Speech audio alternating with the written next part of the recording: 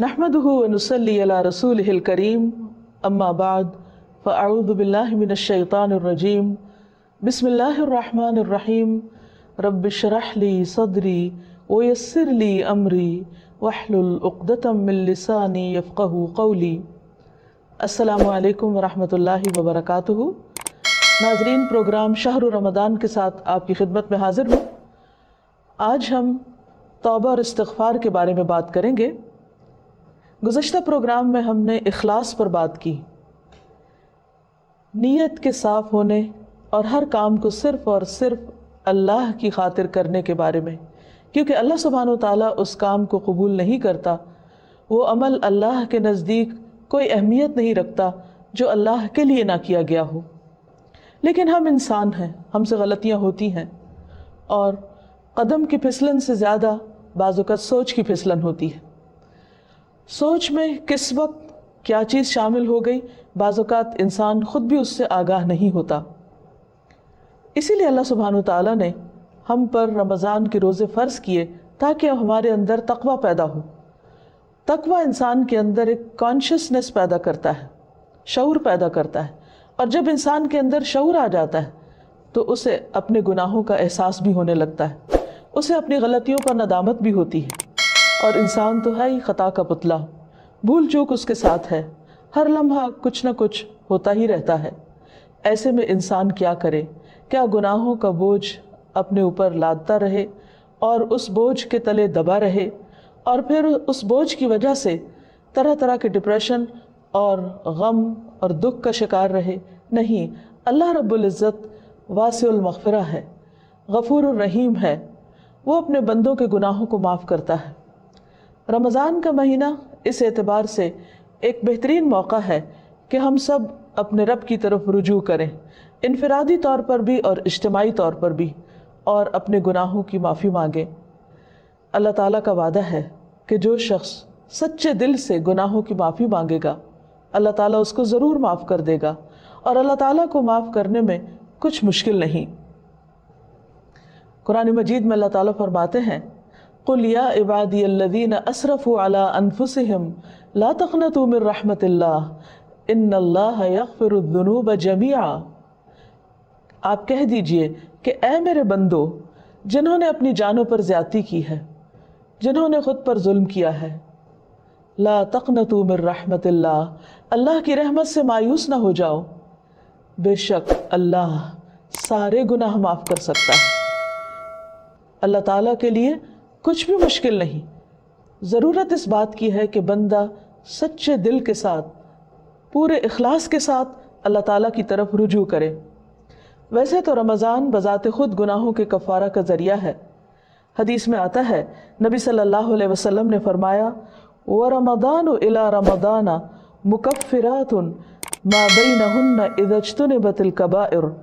एक रमज़ान दूसरे रमज़ान तक अपने दरमियान होने वाले गुनाहों को मिटा देता है, जबकि कबीरा गुनाहों से इज्तिनाब किया जाए। इसी तरह जब इंसान ईमान और एहतिसाब के साथ रोज़ा रखता है, वो भी उसके गुनाहों की बख्शिश का ज़रिया बनता है। रातों का क़याम भी बख्शिश का ज़रिया बनता है। लेकिन इसके साथ साथ इंसान को पूरे शऊर के साथ, पूरे एहसास के साथ ख़ुद अल्लाह की तरफ रुजू करना चाहिए और अपने गुनाहों की माफ़ी मांगनी चाहिए। खुसूसन कबीरा गुनाह, उनके लिए माफ़ी मांगना ज़रूरी है। अल्लाह ताला से तौबा करने का एक तरीका भी बताया गया, और वो ये कि इंसान अपने गुनाहों पर नादिम हो, शर्मिंदा हो, उनका एतराफ़ करे, उनको माने, और फिर आइंदा ना करने का वादा करे, और फिर अपनी ज़िंदगी की इस्लाह कर ले। इंसान की इंसानियत इसी में है कि वो अल्लाह ताला की तरफ रुजू कर ले और गुनाहों का एतराफ़ करे। इंसान और शैतान में यही फ़र्क है। शैतान ने जब इंसान को, यानी आदम अलैहिस्सलाम को सजदा करने से इनकार किया, तो उसके बाद जब उससे पूछा गया कि मा मनाअका अल्ला तस्जुद इज़ अमरतुक, अल्लाह ताला ने फरमाया कि तुम्हें किस चीज़ ने रोका था कि तुम सजदा करते जबकि मैंने तुम्हें हुक्म दिया था।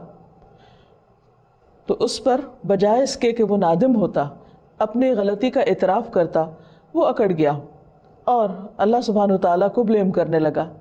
इसके बरक्स آدم علیہ السلام سے جب خطا ہوئی اور وہ بھول کر جنت کا وہ پھل کھا بیٹھے جس کے کھانے سے ان کو روکا گیا تھا، تو جب انہیں اپنی اس بات کا احساس ہوا کہ انہوں نے درست نہیں کیا اور ان سے جنت کا لباس اتروا لیا گیا، تو وہ فوراً اپنے رب کی طرف پلٹے اور انہوں نے اعتراف کیا اور دعا کی، ربنا ظلمنا انفسنا وان لم تغفر لنا وترحمنا لنکونن من الخاسرین، کہ اے ہمارے رب، ہم نے اپنی جانوں پر ظلم کیا، اور اگر تو نے ہمیں معاف نہ کیا اور ہم پر رحم نہ کیا تو ہم ضرور نقصان اٹھانے والے ہو جائیں گے۔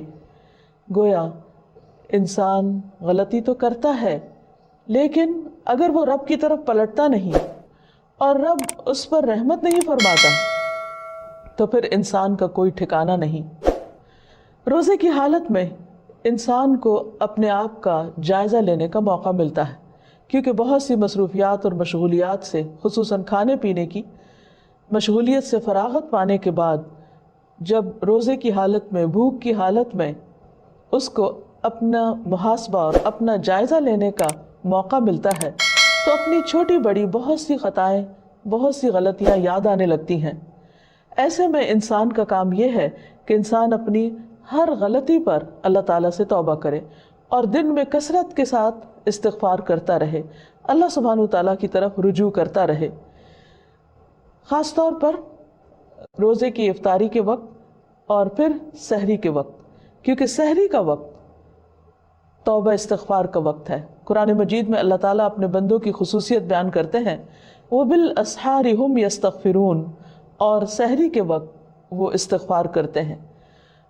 سحری کے وقت یا تو سحری کی تیاری ہو رہی ہوتی ہے یا پھر انسان اس وقت کچھ کھا پی رہا ہوتا ہے، لیکن کچھ نہ کچھ وقت، خواہ وہ کام کاج کے دوران ہی کیوں نہ ہو، ضرور ایسا نکالنا چاہیے کہ جس میں انسان شعوری طور پر اللہ تعالیٰ سے توبہ کرے، کیونکہ اللہ تعالیٰ اس وقت اپنے بندوں کی طرف خاص طور پر توجہ فرماتا ہے۔ حدیث میں آتا ہے، ينزل اللہ تعالی الى السماء الدنیا كل لیلة لنصف اللیل الآخر او لثلث اللیل الآخر فیقول من ذا الذی یدعونی فاستجیب له، من ذا الذی یسألنی فأعطیہ، من ذا الذی یستغفرنی فأغفر له حتی یطلع الفجر۔ اللہ تعالیٰ ہر رات کو آدھی رات یا ایک تہائی رات کے آخری حصے میں آسمان دنیا پر نزول فرماتے ہیں اور ارشاد فرماتے ہیں کہ کون ہے جو مجھ سے دعا مانگے اور میں اس کی دعا قبول کروں، کوئی ہے جو مجھ سے سوال کرے کہ میں اسے عطا کروں، کون ہے جو مجھ سے استغفار طلب کرے اور میں اسے بخش دوں، یہاں تک کہ فجر طلوع ہو جاتی ہے۔ یعنی اس وقت خاص طور پر اللہ تعالیٰ اپنے بندے کی طرف متوجہ ہو کر اس کو پکارتا ہے کہ تم غلطی کرنے کے بعد میری طرف لوٹ آؤ۔ رمضان ایک مبارک موقع ہے کہ جس میں انسان سحری کے وقت اٹھ ہی جاتا ہے، تو اس وقت اللہ سبحانہ تعالیٰ کی اس پکار پر لبیک کہتے ہوئے اپنے گناہوں کی معافی مانگنی چاہیے اور اس کی طرف رجوع کرنا چاہیے، کیونکہ وَمَن يَغْفِرُ الذُّنُوبَ إِلَّا اللَّهُ، کون ہے جو گناہوں کی بخشش کرے سوائے اللہ کے۔ ہم میں سے کون ہے جو یہ دعویٰ کرے کہ اس سے کبھی کوئی غلطی نہیں ہوئی یا اس نے کوئی گناہ نہیں کیا؟ ہم سب خطا کار انسان ہیں اور ہم سے غلطیاں ہوتی ہیں، لیکن غلطی پر توبہ کرنا اور غلطی پر شرمندہ ہونا انسان کی فطرت میں ہے۔ اگر انسان اس فطرت کو مسخ نہ کر دے تو جو ہی کوئی گناہ ہوتا ہے انسان کا ضمیر فوراً ہی اسے آگاہ کرتا ہے کہ تم سے غلطی ہوئی ہے، اور انسان اپنے رب کی طرف پلٹنا چاہتا ہے، لیکن بعض اوقات انسان کا نفس اس کو دھوکہ بھی دے جاتا ہے، اور بجائے اس کے کہ انسان غلطی کا اعتراف کرے، انسان اپنی غلطی پہ پردہ ڈالنے لگتا ہے، اس کو جسٹیفائی کرنے لگتا ہے اور پھر غلطی پہ غلطی کیے چلے جاتا ہے۔ کیونکہ ہوتا یہ ہے کہ جب انسان ایک گناہ کر لیتا ہے، اللہ کی ایک حرمت کو پامال کرتا ہے، اللہ تعالیٰ کی ایک نافرمانی کرتا ہے، تو پھر اس کے بعد اس کی جھجک ختم ہو جاتی، اس کی حیا ختم ہو جاتی، پھر وہ دوسرے گناہ کے لیے دلیر ہو جاتا ہے اور پھر گناہوں کا سلسلہ چل پڑتا ہے۔ اور اگر انسان توبہ نہیں کرتا تو وہ ایک سیاہ نقطہ جو دل پر لگتا ہے ایک گناہ کی وجہ سے، وہ نقطہ پھیلنے لگتا ہے حتیٰ کہ گناہوں کے ساتھ پورا دل سیاہ ہو جاتا ہے اور پھر انسان کے اندر سے احساس بھی ختم ہو جاتا ہے۔ اس کے باوجود انسان کو مایوس نہیں ہونا چاہیے۔ جب تک انسان کی جان ہے، انسان کی سانس کا سلسلہ چل رہا ہے، اس کے لیے معافی کا دروازہ کھلا ہوا ہے۔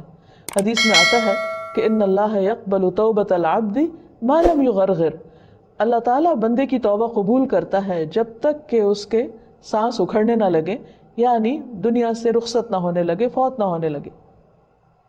تو گویا ابھی اللہ تعالیٰ نے ہمیں جو زندگی اور یہ موقع دیا ہے، اس میں ہم واپس پلٹ آئیں، رجوع کر لیں، اللہ تعالیٰ کو راضی کر لیں اور کبیرہ اور صغیرہ دونوں طرح کے گناہوں سے معافی مانگیں۔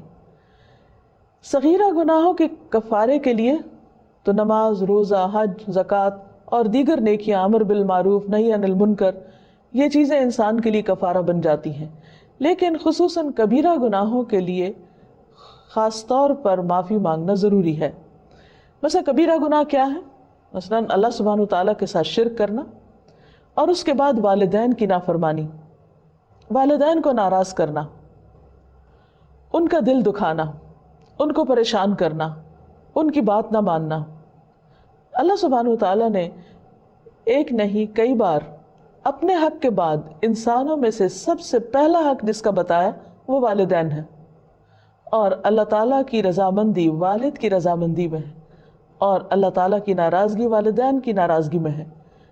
والدین کو ناراض کرنا کبیرہ گناہ ہے، اور اگر انسان کی وفات اس حال میں ہو جاتی تو اس وقت تک معافی نہیں ہوگی جب تک کہ والدین معاف نہ کر دیں۔ حقوق و لباد کے سلسلے میں جو بھی حق تلفی ہوتی، خواہ والدین کی نافرمانی یا کسی اور کی، یہ بات یاد رہے کہ انسان کو اس وقت صرف اللہ تعالیٰ سے ہی نہیں، بندوں سے بھی معافی مانگنی ہوگی، یعنی بندوں کو بھی راضی کرنا ہوگا۔ والدین کے بعد باقی رشتہ دار، دوست احباب اور انسانوں میں سے کسی انسان پر بھی اگر کوئی ظلم یا زیادتی ہوئی ہو تو اس کے لیے توبہ استغفار اور اس کے ساتھ ساتھ اس بندے سے معافی مانگنا بھی ضروری ہے۔ اسی طرح زبان کے بہت سے گناہ کبیرہ گناہ ہیں، مثلا جھوٹ بولنا۔ اسی طرح غیبت، اور غیبت کیا ہے؟ کسی مسلمان بھائی کی پیٹھ پیچھے اس کی برائی کرنا، کسی پہ جھوٹا الزام لگانا، کسی کو تانا دینا، کسی کے بارے میں بدگمانی کرنا، کسی کا مذاق اڑانا، نقلیں اتارنا، یہ سب دوسروں کا دل توڑنے والی باتیں ہیں۔ یہ تہذیب کے دائرے سے نکلی ہوئی حرکتیں ہیں، اور ہمارا دین ان چیزوں کی قطعاً ہمیں اجازت نہیں دیتا۔ کسی کے ساتھ اختلاف کا ہو جانا، کسی کی بات کو ناپسند کرنا، یہ ہر انسان کا حق ہے، لیکن یہ سب کچھ دلیل کی بنا پر ہونا چاہیے، محض جذبات کی بنا پر نہیں۔ کہ ہم اگر کسی سے اختلاف کرتے ہیں تو پھر ہم اپنے لیے اس بات کو جائز کر لیں کہ جیسے چاہیں پھر اس کے ساتھ معاملہ کریں، یا جیسے چاہیں اس پر الزام تراشی کریں، اور پھر اس کے بعد خود کو سچا ثابت کر کے یا اپنے آپ کو مطمئن کر لیں، تو یہ بات جائز نہ ہوگی، یہ کافی نہ ہوگی۔ انسان کے لیے خود اس کا سب سے بڑا دشمن اس کا اپنا نفس ہے، اور انسان بعض اوقات باہر کے دشمن کو پہچان لیتا ہے لیکن اندر کے دشمن کو نہیں پہچانتا، جب وہ انسان کو غلطی پر تھپکیاں دے کر سلا دیتا ہے، یا اس کو مطمئن کر دیتا ہے، یا پھر اسے صرف دوسروں کے عیب دکھاتا رہتا ہے اور اپنے عیب بھلوا دیتا ہے۔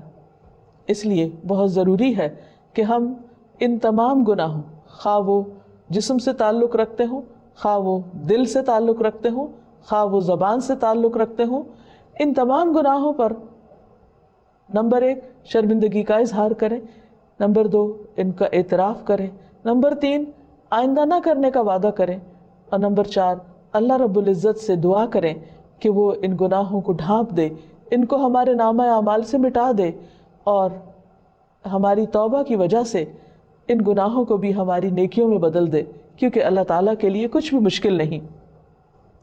قرآن مجید میں آتا ہے وَهُوَ الَّذِي يَقْبَلُ التَّوْبَةَ عَنْ عِبَادِهِ، وہ اللہ ہی تو ہے جو بندوں سے توبہ قبول کرتا ہے اور اس کو پسند کرتا ہے کہ بندے اللہ کی طرف رجوع کریں۔ وَيَعْفُو عَنِ السَّيِّئَاتِ، اور وہ خطاؤں سے یعنی صغیرہ گناہوں سے درگزر کرتا ہے.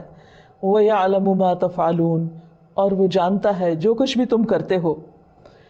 یعنی ہمارا کوئی بھی عمل خواہ وہ چھوٹا ہو یا بڑا، تنہائی میں کیا ہو یا سب کے سامنے، اللہ سے تو چھپا ہوا نہیں. پھر اس کے فرشتے لکھ بھی رہے ہیں. اس لیے بہت ضروری ہے کہ اللہ کے حضور حاضر ہونے سے پہلے ہی ہم اپنے ان گناہوں کو اپنے نامہ اعمال سے اپنے آنسوؤں کے ساتھ دھو ڈالیں اور عجز و انکساری کے ساتھ اللہ کے حضور جھکیں اور زبان سے بھی استغفار کرتے رہیں.